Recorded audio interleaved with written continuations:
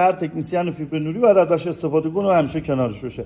اولیش که مثلا همون سیمچی میمونه استریپر هستش که واسه لایه برداری لایه‌های مختلف فیبر نوری و کور استفاده میشه. با این سرش کات میکنن، یه پیچ ریگلاژ داره که نباید به هم بریزه وگرنه کارتون به مشکل میخوره. دو، نباید ازش واسه مس و لایه برداری سیمای مسی استفاده بکنی و تو آب و هوای بد ازش استفاده کنی، چون زنگ میزنه. بعد ازش خوب مراقبت بکنی که خانواده‌های مختلف دارن و واسه ویژگی‌های مختلف استفاده میشه.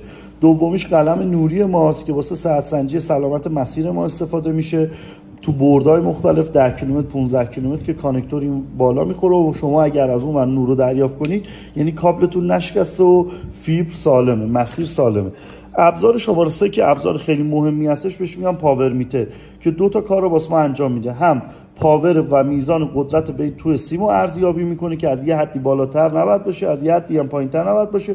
دوم این که هم لیزر هم داره، یعنی با یه تیپ دو نشون میزنه که حالا اینا مدل‌های پیشرفته در داره تا افت تو مسیر یا متراژ سیمت هم بهت میگه تو خانواده‌های بعدیش و پیشرفته ترش.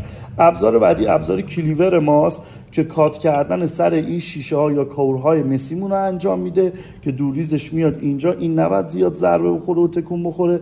یه ابزاری که هم تو فیوژن هم تو فست کانکتور زدن استفاده میشه. ابزار پنجم رو شما تو کامنت ها برام بگو یا علی.